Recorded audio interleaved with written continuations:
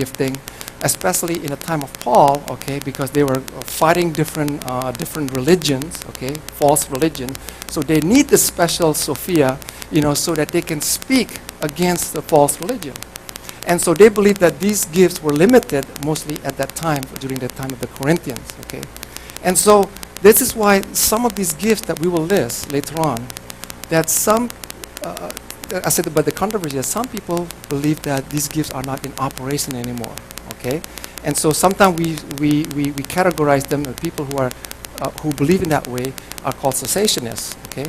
So they believe that these gifts do not operate anymore today. So let me give you a chart, for instance. So they believe that these are the temporary gifts, or on this left side, the left half, and then the permanent gifts on the right half, okay? And so they believe that these gifts, they categorize it as a revelatory and confirmatory, and they believe that these gifts was in operation in the time of Corinthians, but they don't operate anymore today. At least if you talk to a hardcore cessationist. No. But I believe that most cessationists don't believe that way.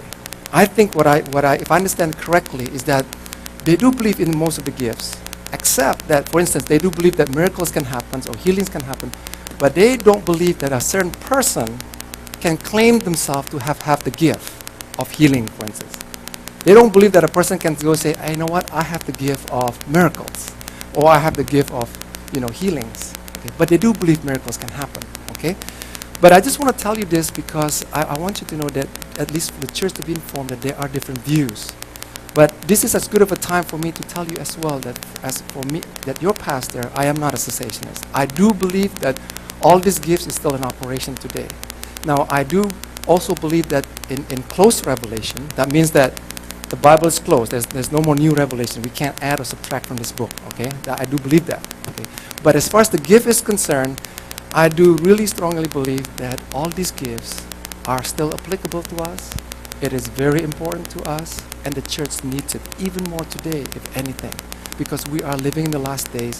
The enemy is working full time. The enemy wants to attack us. There's deception, and there are working of his power as well, that we need this gift. So if you look on the few verses later on, after Paul lists the gifts, he goes on and says like this: just as a body, though one has many parts, but all it many parts for one body, so it is with Christ.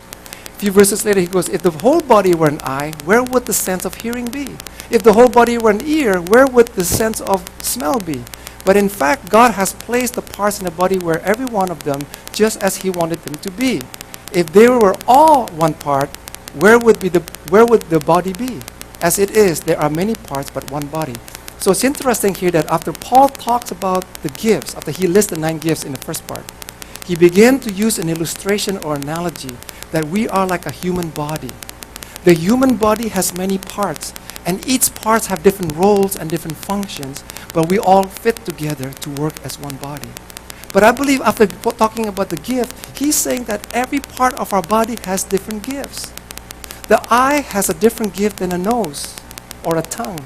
The eye can do certain things that the nose or the ear or the tongue cannot do. The tongue has a certain gifts that our eyes don't have. The hands have gifts that the feet don't have, or the feet has gifts that the hand doesn't have. So, but they all fit together. So to me, to say that this gift is not in operation anymore today, it's like saying that chopping my hand and like what I have now, let's say, we become very handicapped. But these gifts works together. It's because all of us have a different calling, so that we can, again, build up the body so that the church will be more effective, so be more complete, okay? So that's why, like I said, if we remove, let's say, half of these gifts or some of the gifts, I think the church will become more handicapped or become more anemic.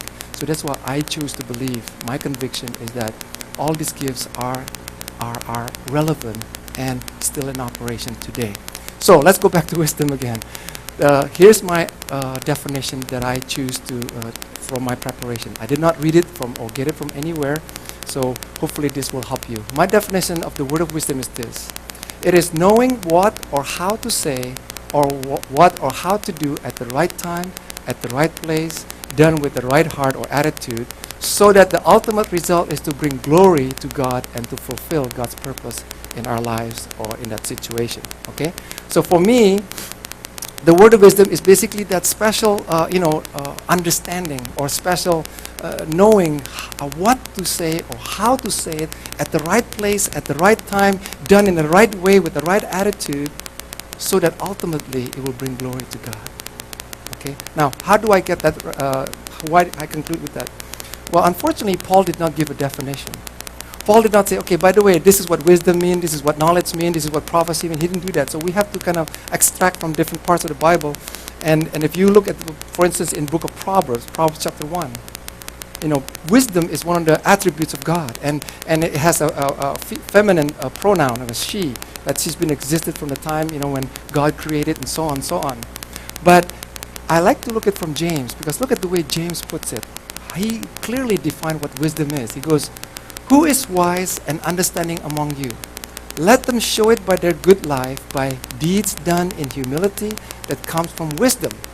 But if you harbor bitter envy and selfish ambition in your hearts, do not boast about it or deny the truth.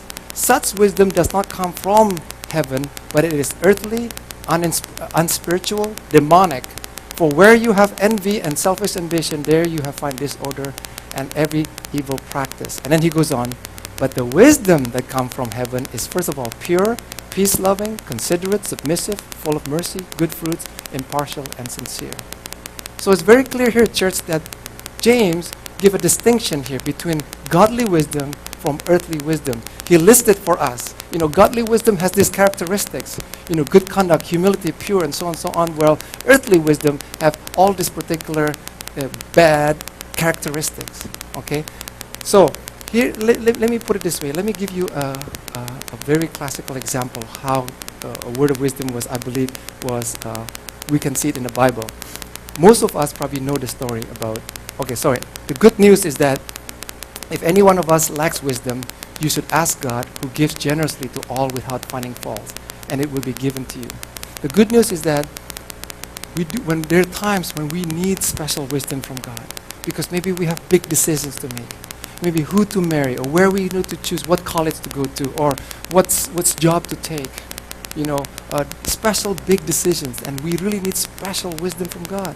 And God is saying that, hey, I want to give it to you. Ask God, and I will give you that wisdom, because He wants us to make the right decision. He wants us to fulfill His purpose and His will. Okay? But here's a good example, I think that most of us probably are aware of. Remember the story about Solomon. Okay? Solomon with the two prostitutes. Okay, two prostitutes came to him, right? Because these two prostitutes had a child. Both of them must be of the same gender. Maybe let's say boys. They must be a few days old, very young, so that they can't even tell the difference between A and B. And you know the story that one mother maybe was a heavy sleeper, and she rolled over and leaned against the baby, and the baby suffocated and died. And then when the morning, when she woke up and realized the baby died, she switched the baby with the other moms, because maybe they were sleeping in the same room or whatever, and they switched the baby, and they began to argue and said, this is my baby. No, this is my baby. And they fought. So they went to the king asking for justice or how to solve this problem. Most of us who know the story take it for granted what he had done. But imagine if we were in Solomon's shoes. What would you do? What would you do if two mothers come up to you and say, hey, this is my baby. No, this is my baby. No, that's not mine. The dead one is not mine, sorry. The dead one is not mine. So how would you decide? Which one is the real one? Okay? How would we decide that? So you can see from there that, Solomon needs a special guidance from God. I need help here. See, Dr. K, I hate this thing. You're laughing. Okay? Okay, I'll just put it this way. All right, back to my sling. All right. So, but for us who know the story, it's like, oh, it's no big deal, and so on. But think about Solomon when he was facing the situation. Two mothers, okay? You can't tell the difference. But Solomon and his wisdom, God gave him wisdom, and he said, pick up a knife or a sword, and let's cut the baby in half. Give each half to the mother. The one mother said, yes, that's the right thing to do. Cut it in half, give half to me and half to her. But the other lady says, no, please don't do that. Just give the baby to her. It's okay.